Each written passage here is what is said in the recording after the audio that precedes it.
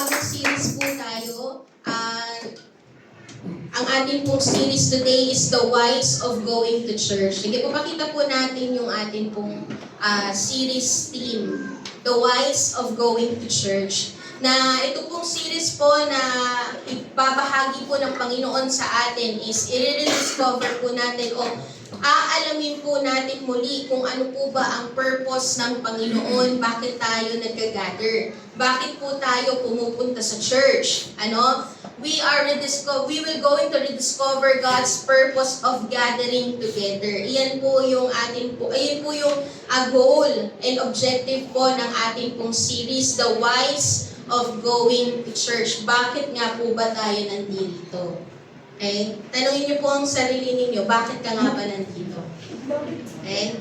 Bakit? Kasi minsan po, nakakasanayan na lamang natin ang pumunta sa church, pero hindi na po natin nalalaman kung ano yung lalim ng dahilan kung bakit tayo naririto.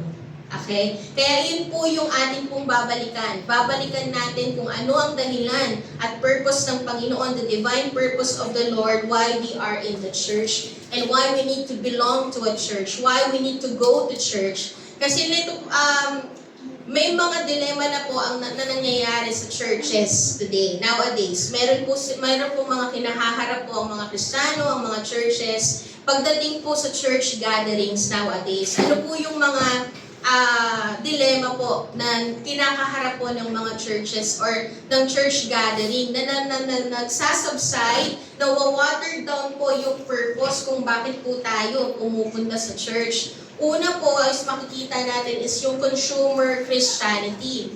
Na ang lagi pong iisipin ng mga Kristiyano, ano yung makukuha ko sa church na to. Ganun po yung naging thinking na nila, bakit sila pumupunta sa church, what can this church do for me? Yun yung consumerism laging pakabig. Kaya ang nangyayari, marami pong churches nag-drift from the main purpose of gathering. Nawawala na talaga yung tunay na purpose ng pagsasama-sama. Because they want to please this consumer Christians. Because they want to please and satisfy the needs of these consumer Christians, ang churches ngayon nag-drift away from the purpose of gathering. Ang nangyayari ngayon, they are looking for a good program. Yan na po yung sinesettle nila. Magandang programa, magandang music, dapat may ma-entertain yung mga tao, magandang facilities. Hindi po masama yung mga magandang facilities kasi kailangan po nating ibigay yung the best para sa Panginoon. Kaya lang, kung doon po tayo nakafocus lang at nawawala na po yung purpose ng pag-gather natin, sayang din po yung ating pagdalo. Because the reason why we are here is for us to make disciples and to lead the people in true repentance and genuine faith. Iyon po yung dahilan. Kung bakit po tayo nag-gather, hindi po para lamang ma-entertain ang mga tao. Some people nowadays, they want to be entertained rather than to worship the Lord. They see the church as a place to be entertained. Kaya meron po silang mga kaisipan na hindi ko nagustuhan yung worship, hindi ko nagustuhan yung preaching. Diba nagkakaroon sila ng ganong kaisipan? And because of this, there is a pressure to make service entertaining, to keep people's attention. Para makuha yung attention ng mga tao. Ang nangyayari na ngayon sa churches, they want to entertain the people.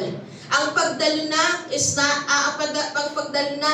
para ma-entertain lamang, ma-satisfy lamang tayo. Okay? Tandaan po natin na ang pagdalo is not for us to be entertained. Okay? Ang pagdalo po natin is not for us to be pleased. Ang pagdalo po natin sa gawain is all about pleasing the Lord, not you. Okay? It's all about glorifying the Lord Jesus Christ and blessing His name. Lagi lamang po nakatuon at nakasentro sa Panginoon. Everything that we are doing is centered on Jesus Christ and all about Jesus Christ. Everything that we are doing is all about Jesus Christ. Kaya kapag nagkakaroon tayo ng respond sa pagdalo natin, kapag halimbawa dumalo tayo at nagkaroon tayo ng respond, ang boring ng preaching, di ko nagustuhan yung worship, hindi maganda yung line-up. Nakita ko lang maganda yung preacher. Ganun lang. we miss the divine purpose of gathering together. Nami-miss po natin yung tunay na purpose why we gather. We gather to honor God and not for people to be entertained. It's all about Jesus. It's all about pleasing the Lord. Amen po ba? And sometimes po, ito na rin po yung nagiging dilemma, yung convenience or yung popularity over the truth. Okay? Na ang mga preachers ngayon, nagiging motivational speaker, pep talk, TED talk, di ba? Na we don't want to speak the truth because people nowadays are looking for churches who will teach what is pleasing to their ears. Na ang itinuturo na lamang po ay yung mga preaching na makaka-please sa tenga ng mga tao. Okay? So people nowadays are looking for churches who are popular yung speaker, popular yung church name, popular yung mga status in life. Ano? They are not into engaging to a church because they wanted to hear the truth. They are engaging to have a high status. Ganun na lamang po. Okay? Convenience, not commitment. Because of their busy schedule, some believers see gathering as optional. Dahil po busy na ang mga Kristiyano, nakikita na nila na ang pagdalo sa church ay optional na lang, hindi na essential sa kanilang buhay. Ano? And because madami ng mga bagay na kumukuha sa ating oras, trabaho, minsan nagre-require ang trabaho natin ng Sunday work. Nagre-require ang school ng Sunday classes, di ba? Social media, sports, minsan tinatapat talaga na yung sports liga ay nakatapat sa oras ng pagdalo sa Panginoon, di ba? Hobbies. Sometimes tuloy nagiging difficult sa atin na i-prioritize yung gathering with our spiritual family. Convenience na lang, not commitment. Wala ng commitment ang mga Kristiyano. And nowadays, makikita natin yung digital connection na lang, not personal presence. Iyan po yung mga dilema na nakikita natin sa mga Kristiyano ngayon, sa mga churches ngayon. Na because we are in a digital world, madami nang gumagawa ng live streaming, kaya they are replacing physical gathering over online streaming, over online gathering. Hindi na po nila nakikita na ang true meaning of fellowship is being with one another. Ayan po yung tunay na fellowship. Ang fellowship, ang sinasabi ng Panginoon is being with one another, coming together as people of God. Hindi po natin minamasama yung online gathering or yung live streaming. Blessing pa rin po yun kasi maraming naaabot. Pero wag po nating hayaan na ipagpalit po natin yung online. Kasi wala po dun yung, hindi tayo makakapag-connect talaga sa mga tao. Hindi tayo makakapag-connect talaga doon sa mga kapwa natin mananampalataya. It cannot fully replace face-to-face fellowship. Kasi ang utos ng Panginoon is to come together, meeting together. Amen po ba? And today po, yun po yung series natin, ibabalik po tayo ng Panginoon. Why is it important to go to church? Okay? Why is it important na at mabigyan ng halaga yung gathering with God's people, fellowship with the brethren, worshiping the Lord with the fellow believers? Why church matters? Bakit mahalaga ang church? Unang-unang dahilan kung bakit mahalaga po ang church, because it is God's command. Pakisabi po, it is God's command. Commandment po ito ng Panginoon. Sa Hebrews 10:24 to 25, mababasa po natin ito. And sabi po dito, and let us consider now to stir up one another to love and good works, not neglecting to meet together, as is the habit of some, but encouraging one another, and all the more as you see the day drawing near.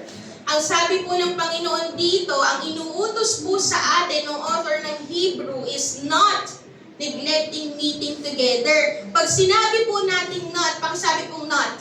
Not. Okay? Pag sinabi pong not, doon sa Greek word po or sa Greek grammar po na pag sinasabi nila na not, it expresses the absolute denial that God truly forbid it. Yun po yung ibig sabihin when they say not.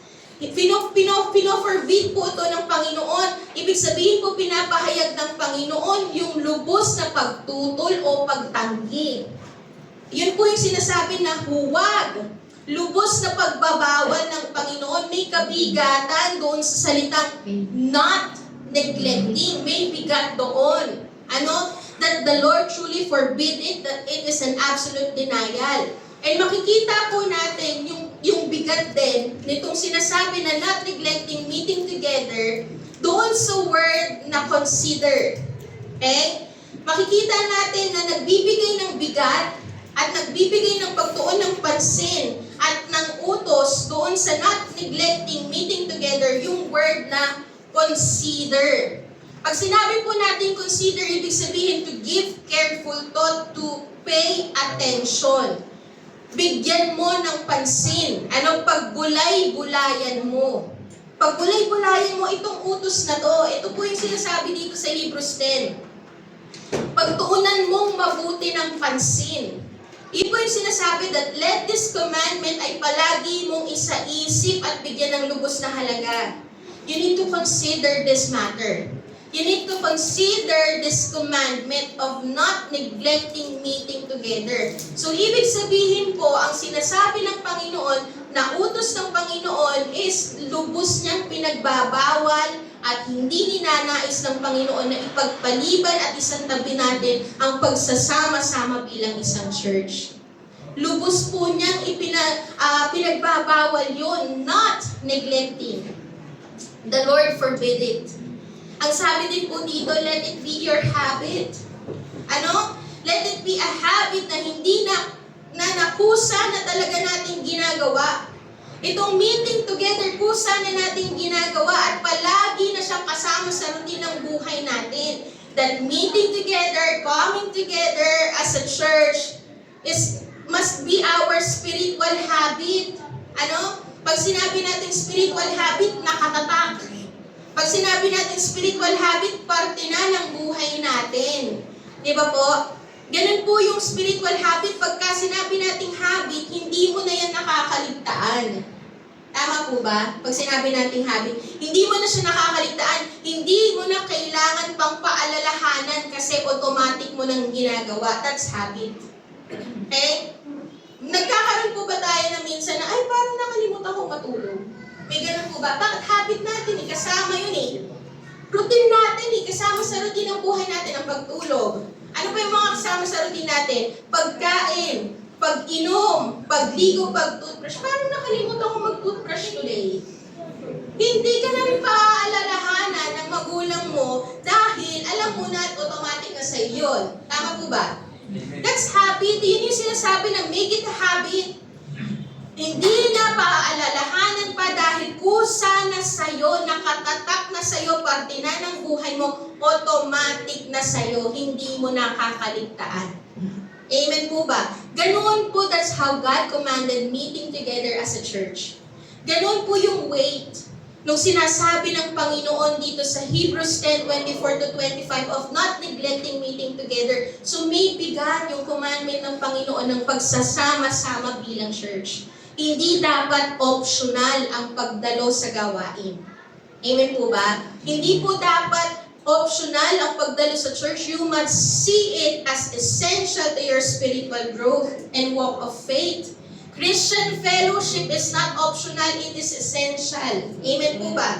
Essential po siya. Gusto ng Panginoon na makita natin na essential at importante sa isang Kristiyano to actively attend church at mabilong ka and to be involved to a church. Amen?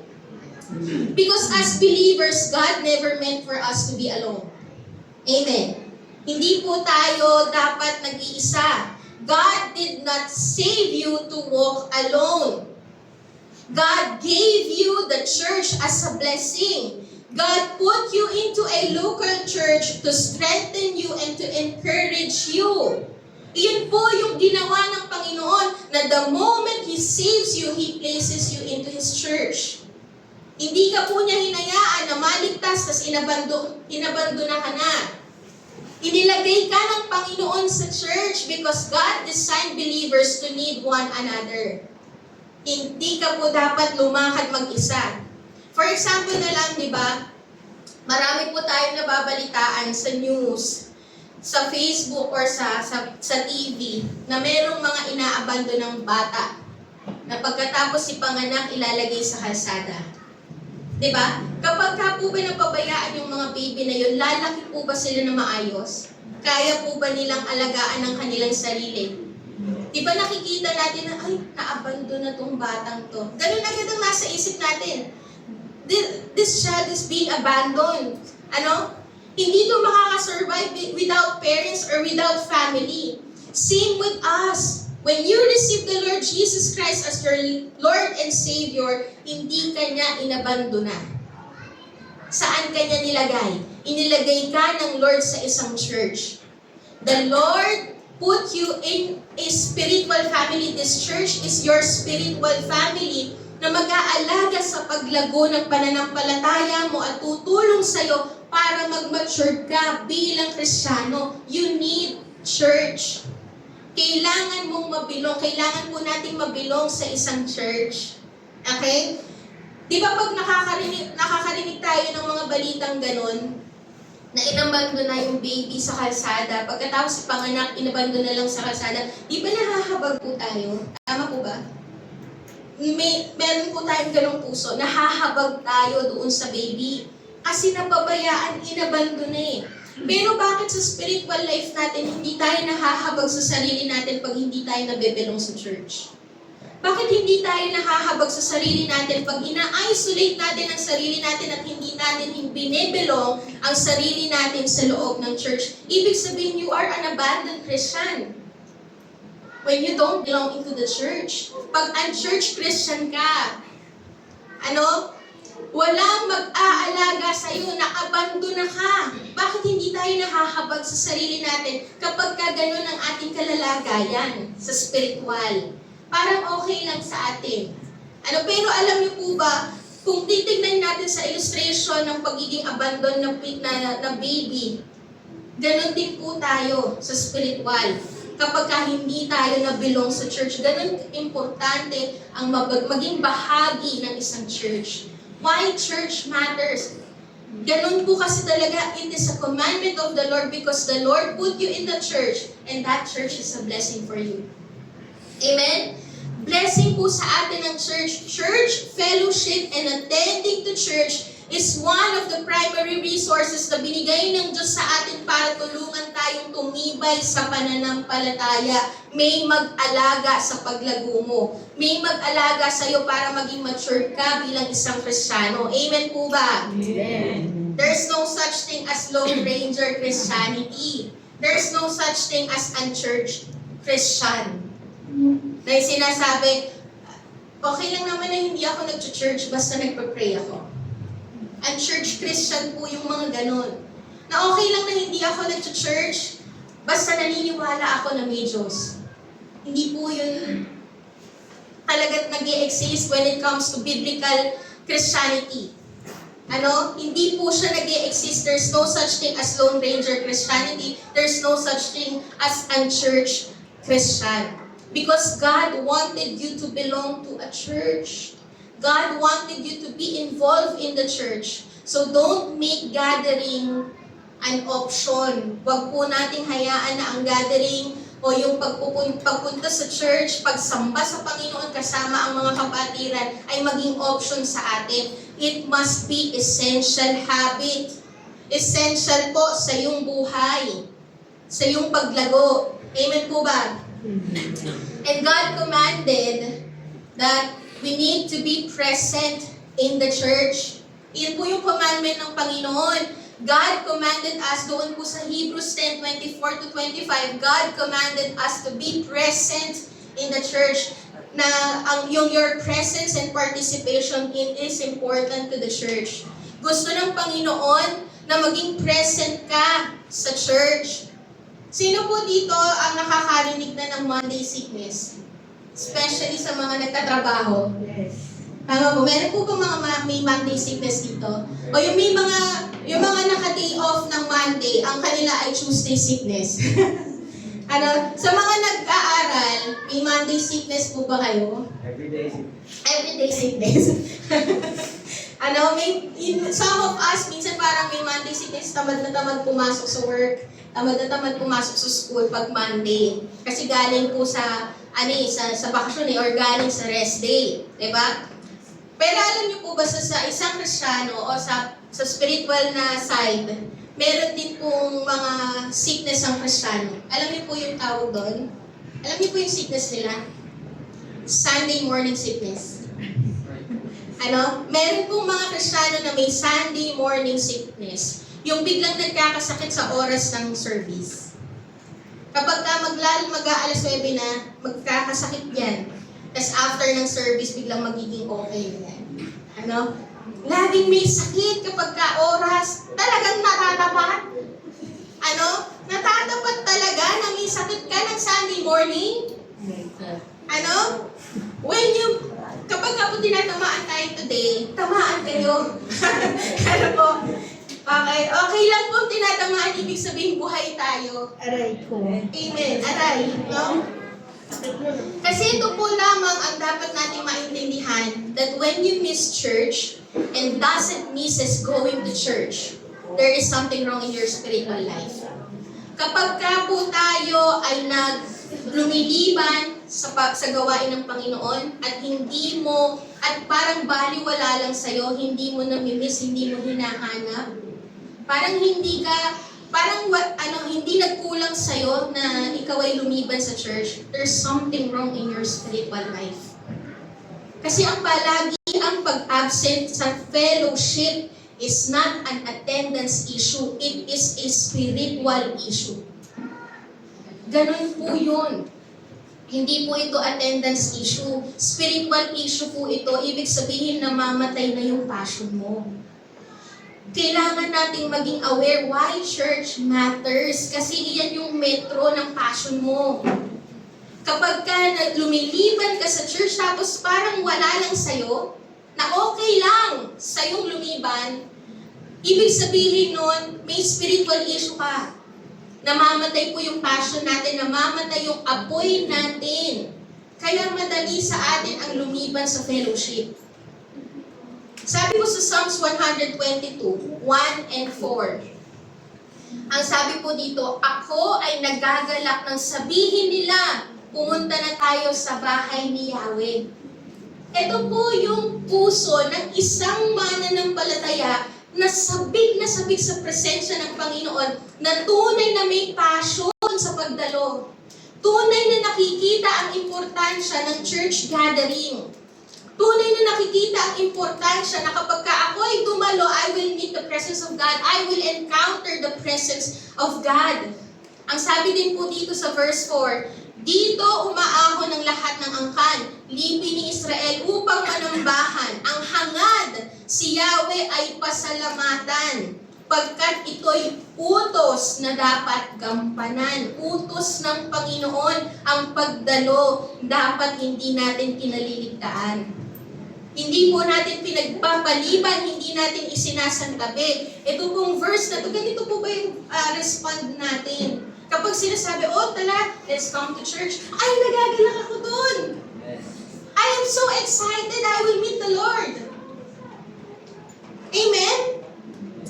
This is the response of the people that truly see the importance of God's presence.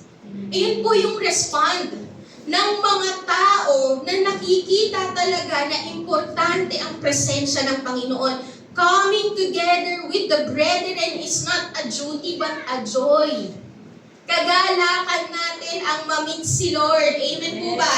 Kagalakan natin ang dumalo. There is an excitement sa puso mo. Di ba kapag passionate ka sa isang bagay, makikita yung excitement mo doon. Tama po ba? Kapag passionate ka sa isang bagay, kapag passionate ka sa isang bagay, hindi nawawaglit sa isipan mo yung bagay na yun. Tama po, passionate ka eh. Ganon din po sa loob ng church, ganon din po sa pagdalo, tagawain ng Panginoon. Ganon din po kapag nakita natin na kaya ako dadalo kasi I want to meet the Lord, I want to experience and I want to encounter God's presence. Kapag excited ka, hindi ka nalilate. Tamaan ang tamaan. Hindi po tayo nalilate. Or malate ka man, sobrang dalang. At yung sobrang dalang na yun, may matindi ka pang rason kung bakit ka nalilate. Pero yung lagi kang late sa gawain o lagi kang lumiliban sa gawain, nagpapatunay nun na wala doon ang passion mo. Tama po ba? Kasi yung pagiging absent po sa gawain, hindi po yun patungkol lang sa karakter. It is about spiritual fervor issue. Spiritual passion issue. May issue po ba tayo sa passion natin sa Panginoon? Makikita po natin yun kung excited ka pang dumalo. Kung excited ka pang ma-meet si Lord, kung excited ka pang magpuri sa Panginoon, doon mo makikita kung passionate ka pa ba sa presence ni Lord. Now, ang tanong po sa atin, passionate ka pa ba? Passionate ka pa ba sa presence ni Lord? Kasi kung passionate ka about something and you truly love to do it, may excitement ka. Lalo ka pang na-excite kapag paparating na yung gagawin mo na yun. Yung passion mo na yun. Mas lalo kang na-excite, tama po ba? Kagaya nitong mga nakaraan, di ba meron pong palabas sa Spider-Man? Sino pong mahilig sa Marvel? Marvel movies? Ayun. Sige po, taas ang kamay sa mga mahilig sa Marvel movies. Di ba nung matagal nating inabangan yung Avengers Endgame? Tama po, tagal nating inabangan yun. Tapos meron pong makikita sa Facebook na itong Avengers Endgame na to ay maglalas ng more than 3 hours. Diba? 3.5 hours ata. Excited tayo, hindi nakakatamad ang 3 hours. Hindi nakakatamad ang more than 3 hours na papanoorin. Tapos kapag papasok ka sa sinihan, ipapasok ka na, hindi pa pwedeng malaktawan mo yung kahit na isang scene lang doon. Kaya ang gagawin mo bago ka pumasok, magsi-CR ka na. Gagawin mo na yung mga bagay na dapat mong gawin para hindi ka maistorbo kasi kailangan mong mapanood yung buong scenario yung buong scene. Ganoon ka ka-excited. Ayaw mong ma-miss kahit katiting na oras doon sa papanoorin mo. Tama po ba? Tama po? Because you are so passionate about that movie. Amen? Pero sa church, kamusta? Tulog. Ano po? Sa church, kamusta? 2 hours, tamad na tamad. Habang-haba sa isang kalahating oras. Ano po? Nakikipagdaldalan. Tayo ng tayo. Distracted sa phone. Pag sa church. Hindi po ako nagpaparinig. Pero kung sa tingin niyo nagpaparinig ako, tama kayo. Alam niyo po, when you are so passionate about something, talagang magiging excited ka. Excited ka because you don't want to miss doon sa gagawin ng Panginoon. Di ba sa Avengers Endgame, hindi ka pa, pagkatapos na yung movie, hindi ka pa lalabas. Bakit? Inaanbangan mo pa yung pwede pang mangyari sa dulo. Kasi meron pa yun eh. Ano tawag sa ganun? Post-credit. Post-credit. Hindi. After credit. Diba? Yung mga ganun, meron pang mga ipapalabas. Kasi inaabangan mo kung ano yung pwede pang maging kasunod. Excited ka. Inaabangan mo, dapat ganoon tayo ka-excited pag dumadalo tayo sa church. Kapag dumadalo tayo sa gawain ng Panginoon, excited ka sa gagawin pa ng Panginoon. Expectant ka sa gagawin ng Diyos sa buhay mo. Amen po ba? You don't want to miss the move of God. Why? You are so passionate about the presence of the Lord. Amen po ba? Amen. Kasi when you miss Sunday, ito po yung dapat nating maintindihan. When you miss Sunday, you miss everything. Pagka po na-miss natin ang Sunday, ang laki ng mawawala sa atin. When we miss fellowship, when we miss meeting together, malaki po yung nawawala sa atin. Kagaya na lang po ng buhay ni Thomas. Kilala niyo po si Thomas? Siya po ay tinatawag na Thomas the Doubter. Sa puso sa mga disciples ng Panginoon. Matatagpuan po natin yun sa John 20, verse 19 to 22.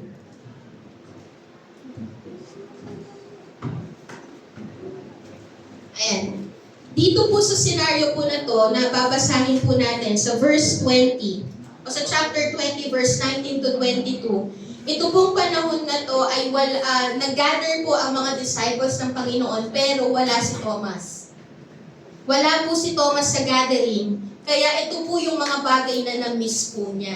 Ano po yung makikita po natin sa verse 19 to 22? Sabi po dito, on the evening of that day, the first day of the week, ito na po yung nag-resurrect ng Panginoong Jesus at nagpakita po sa mga disciples. Sabi po dito, the doors being locked where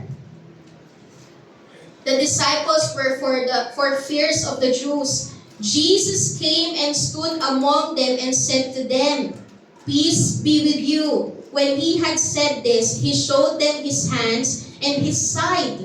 Ang daming na-miss ni Thomas. Hindi niya na-witness yung resurrected body ng Panginoon. Then the disciples were glad when they saw the Lord. Na-miss niya yung makatagpo ang Panginoon. Na-miss niya yung presence ng Lord. Sabi din po dito, Jesus said to them, peace be with you, as the Father has sent me. Even so I am sending you. And when he had said this, he breathed on them and said to them, receive the Holy Spirit. Ang sabi po sa verse 24, now Thomas, one of the 12, called the twin, was not with them when Jesus came. Sayang. Ang dami po nating namimiss kapag wala ka sa fellowship. Ang daming nawawala sa'yo kapag wala ka. Hindi po si Lord ang nawawalan, ikaw. Tayo ang nawawalan kapag tayo ay lumiliban sa gawain ng Panginoon. Kapag lumiliban tayo doon sa worshiping God together with the brethren. We miss the move of God's presence. Yun po yung matatagpuan natin sa verse 22. We miss God's fresh revelation na may sinabi ang Panginoon, peace be with you. Nami-miss natin yung fresh revelation ng Panginoon. Nami-miss natin yung peace and joy in the presence of the Lord. We will find that in verse 20. And we will miss to witness marvelous acts of the Lord. Sa verse 20. Na-miss ni Thomas lahat yun.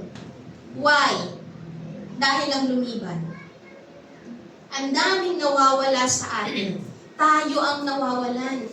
Hindi po si Lord. Hindi po ang mga kapatiran na nandito, kundi ikaw nawala. These things ay mararanasan lamang natin when we come together in the presence of the Lord.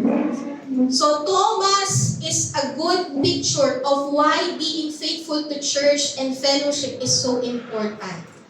You never know what you will going to miss when you fail to come to church. Ang daming nawawala po sa atin. Kaya po wag po tayong lumiban. Amen po ba? Amen. Amen? Baka sabi po sa katabi, wag ka nang lumiban. Huwag tayo liliban. That's how important may wait po doon sa sinasabi ng Panginoon, not neglecting meeting together. Hindi lamang po the Lord requires your presence in the fellowship or in the church. But God commanded you not just to be present, but to participate. You need to participate in the church. Sabi po dito sa Hebrews 10:24 to 25. And let us consider how to stir up one another to love and good works, not neglecting meeting together. Hindi lamang po yung presence mo ang gusto ng Panginoon sa loob ng church, kundi ang puso mo na nag-i-involve. Yung puso mo na nagpa-participate. Ano po? Hindi yung dapat nagpa-participate ka, you involve your life as part of God's family. Sabi po dito, stir up one another to love and good works. Yun po yung sabi ng Panginoon. You need to, yung i-involve mo yung sarili mo dito sa gawain na to stir up one another to love and good works. May commandment po ang Panginoon na kailangan mong mag-participate sa gawain, hindi ka lang basta dadalo dito. Alam niyo po ba that you are not participating kapag ka tayo ay dumalo, pero hindi tayo nakikinig? Kapag tayo ay dumalo, pero natutulog lang tayo. Hindi po tayo nagpa-participate, nasasayang ang pagdalo natin kapag ka tayo ay nandito, pero nakikipagdaldalan lamang tayo. Kapag tayo ay naririto, pero habang nagsa-service, nandun ka sa labas. You are not participating. Kapag ka nandito ka nga, pero ang isip mo nasa labas. Andito ka nga, pero ang puso mo wala. Andito ka nga pero tulog ka. Hindi lamang po presence, hindi lamang po physical na nandito ka. Puso mo rin dapat ay nandito. You are participating. Your heart you have this desire in your heart to participate. Na talagang magtuon ng pansin sa bawat sinasabi ng Panginoon, bawat commandment ng Panginoon, to stir up one another to love and good works. Ito pong commandment po ng Panginoon na to is not easy commandment. It is hard. It is messy. Yung stir up po na sinasabi dito, ito po ay yung sinasabi sa Proverbs to, that iron sharpens iron. Yan po yun, yung stir up one another to love and good works. Akala po natin, pag naririnig natin to, parang ang ganda. Parang wow. Parang it's so easy to do it. Pero alam niyo po ba, yung stirring up one another to love and good works, yun po ay yung paghahasa sa isa't isa. That you will experience pa rin conflicts with your fellow believers. You will still experience na ma-disappoint ka with your fellow believers. Pero God is still commanding us to commit your life in participating. Dito po sa commandment na to stir up love and good works. Okay? Na kahit na parang hinahasa natin ang isa't isa, parang minsan hindi natin naiintindihan ang isa't isa, there is difficulty to be with one another. Kahit na may ganon, kahit may conflict, sinasabi pa rin po ng Panginoon, mag-participate ka. Even though loving others is a messy thing, even though loving others and doing good works is a difficult thing, pero ang sabi ng Panginoon, you participate. Mag-involve ka pa rin dito sa commandment ng Panginoon na to. Bakit? Kasi mas lalago po ang pag-ibig mo at mas mauunawaan mo kung paano magmahal kagaya ni Kristo if you are with people and not alone. Ito pong verse na to, or ito pong commandment na to, na stirring up one another to love and good works, hindi po ito commandment na kaya mong gawin mag-isa. Ito po ay commandment na kailangan mo ang bawat isa. Marami pong commandment ang Panginoon sa Bible na hindi mo kayang gawin mag-isa. You need to be with your fellow believers. Lagi po marami sinasabi ang Panginoon na bearing with one another, helping one another, build up each other. Iyon po ay commandment of participation. Hindi po pwedeng ang lone ranger ka. Hindi po pwedeng mag-isa ka lang at masanay ka na i-isolate mo ang sarili mo, okay na ako na lang at si Lord. Hindi. Ang daming utos ng Panginoon sa Biblia na nire-require ka to be with your fellow believers, bearing with one another. It's always about one another. It's all about loving others. It's all about having peace with one another. Laging ganon. So hindi mo po yun magagawa kung sarili mo lang ang iniisip mo. Hindi po natin yun magagawa kung ang thinking mo, ang pagiging Kristiyano is okay na between you and the Lord.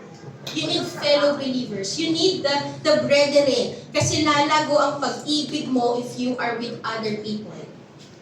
Mauunawaan mo kung paano tunay na magmahal kagaya ni Kristo if you are not alone but with people. Nakukuha po ba? Mas lalago ang patience mo if you are facing conflict. Kaya po yung sinasabi po dito, stirring up one another, para po siyang parang negative. Negative na positive. Alam niyo po yun? Commandment ng Panginoon na maganda, pero medyo messy gawin. Medyo may conflict gawin. Kasi you will sharpen each other. Hahasain nyo ang isa't isa at hindi po yun madaling gawin. Hindi po yun parang smooth sailing na gawin. Okay? Dahil ang patience mo po ay mas lalago with one another. Ang patience mo ay mas lalago if you are facing conflict with one another. Mas mahahasa yung understanding mo, mas mahahasa yung being gracious to people if you are with people who are different from you. Ganun po yung gusto ng Panginoon. Pero kung makikita po natin, na tunay po na ang gathering po ng Christianity or Christian gathering po is not a social gathering na puro physical lang. It speaks of spiritual. We truly see that there is someone who's holding and sustaining the church. Kasi even we have differences, nagpapatuloy pa rin po tayong maging matibay na isang church. Amen po ba? Na kahit may differences, kahit may conflicts, kahit minsan may disagreement, pero we are still connected together. Alam niyo po yun? We are still together. We are still, parang united. Sama-sama pa rin tayo. Bakit may nagbubuklod sa atin eh? At ang Diyos yun. So we truly see that God is holding the church and binding us together in His love. Na may Diyos na nagpapatibay at nagpapatatagpo ng church. So ang church po ay hindi basta organization lang. Hindi po ito samahan lang. Na para meron kang support system. O may grupo ka lang. May ka-connect ka lang. May ka-social status ka lang. Hindi po iyon ganun ang church. Hindi ganun ang church. There is something deeper, powerful, and sacred in church fellowship. This is a divine assembly. Hindi po ito parang social gathering lang. It is a divine assembly kasi kasama ang presensya ng Panginoon. Amen po ba? Ito pong ginagawa po natin ay hindi lang basta organization, samahan, social gathering lang, having social status lang. Hindi. There is something deeper. There is divine in this fellowship. Presence po kasi ng Panginoon ang kasama natin dito. Pwede ko po pagtawagin ng worship team. And the main reason po why church matters. Ang pinaka dahilan, bakit po nagmamatter ang church? Why church matters? Because Jesus died for His church. Namatay po si Kristo para sa church. Kung mapapansin po natin sa Hebrews 10:24-25, at babalikan po natin yung mga previous verses po doon, bago po mag-command ang author ng Hebrew sa mga Kristiyano to not neglecting meeting together, ipinakita po muna ng author yung superiority o kahigitan po or greatness po ng Panginoong Jesus. Yung kahigitan, yung sacredness, yung weight ng ginawa ni Kristo kung bakit naging posible yung fellowship po natin. Makikita po natin yun sa Hebrews 10:19-22. Bago po iutos ng author, not neglecting meeting together, meron po muna siyang binigay na isang nakatotohanan, mabigat na katotohanan, banal na katotohanan, para pahalagahan mo yung fellowship. Ano po yung magiging dahilan natin? Bakit natin pahahalagahan ng fellowship? Bakit natin pahahalagahan ang church gathering? Kasi si Kristo ay namatay para dito. Ano po yung sabi dito sa Hebrews 10:19-22? Kaya nga mga kapatid, tayo'y malaya nang makakapasok sa dakong kabanal-banalan dahil sa dugo ni Jesus. Ang binayad po kung bakit naging posible ang fellowship natin, bakit tayo nakakagather, bakit tayo nakakapasok sa presence ni Lord? Why? Because of the blood of Jesus Christ. Because of that powerful divine blood of Jesus Christ, that's why we can come into the Holy of Holies. Mahirap pong pumasok sa presensya ng Panginoon in the Old Testament, pero ngayon, ang laya-laya natin nakakapasok. Bakit? Meron kasi nagsakripisyo para dito eh. And that is Jesus Christ. I am praying today, may we see the weight of God's work. Why this fellowship become possible? Sana makita po natin yung bigat ng ginawa. That this fellowship is so costly. Kaya hindi po natin dapat ipagpaliban. This fellowship is so costly, kaya hindi mo dapat isantabi o ipagpalit. Kasi dugo ni Kristo ang dahilan kung bakit tayo nakakapagpuri sa Diyos. Kung bakit tayo malayang nakakapasok at nararanasan mo yung presensya ng Diyos. Why you can encounter the Lord with the fellow believers, it's because of the sacrifice of Jesus Christ on the cross. It is because of the finished work of the cross, of Jesus Christ on the cross. Yun po yung makita po nating bigat. Sana kung makita natin ang halaga na binuksan ng Panginoon, siya mismo ang gumawa ng paraan. Nakita niyo po, banal ang Panginoon, kahit na sino walang makakapasok sa presensya niya kasi banal siya eh. Pero tayo makasalanan. Pero ang sabi po dito, si Lord pa rin ang gumawa ng paraan para mabukas sa atin ang pinto upang tayo ay makapasok. Binuksan niya para sa atin ang isang bago at buhay na daang naglalagay hanggang sa kabila ng tabing at ang tabing na ito ang kanyang katawan. Namatay si Kristo sa krus ng Kalbaryo para po tayo ay makapasok sa presensya ng Panginoon. Iyon po yung paraan na ginawa niya. Iyon yung paraan na ginawa ng Panginoon. Ang dugo ni Kristo ang binayad para maging posible ang pagpasok sa presensya ng Diyos. When Jesus came and died on the cross, yung work po niya, yung ginawa niya, yung sakripisyo niya, ang naging daan sa atin. Sana po makita natin yung bigat. I am praying that today, let our eyes be open to see the weight of God's work, to see the weight of Jesus' work on the cross. Kaya tayo malayang nakakapagpuri sa Panginoon. So don't forsake meeting together. Amen po ba? When you see the value of something, hindi mo po ito babaliwalain. Tama po.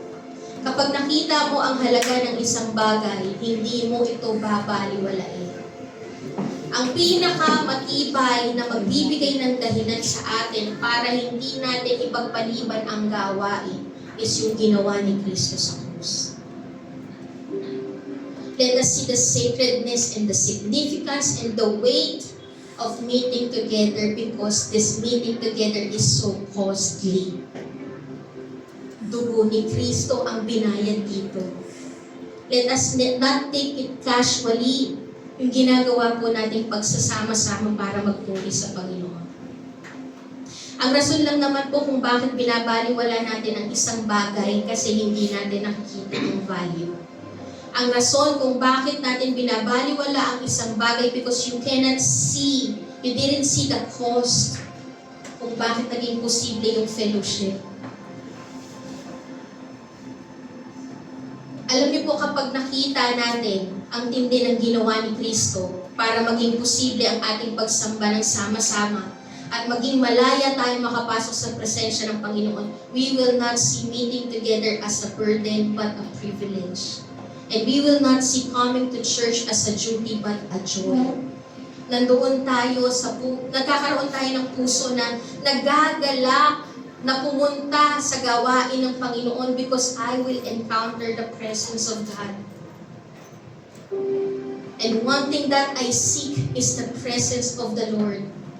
Ang pinakamahalaga sa akin ay ang presensya ng Panginoon kaya hindi ko ipagpapaliban ang pagsamba sa Kanya. Amen po ba? It is an honor and joy to encounter the King of Kings and the Lord of Lords. Amen po ba? Pwede po ba tayong tumayo lahat? I am praying po today na nabuksan ng ating mga mata kung gaano katindi yung ginawa po ni Kristo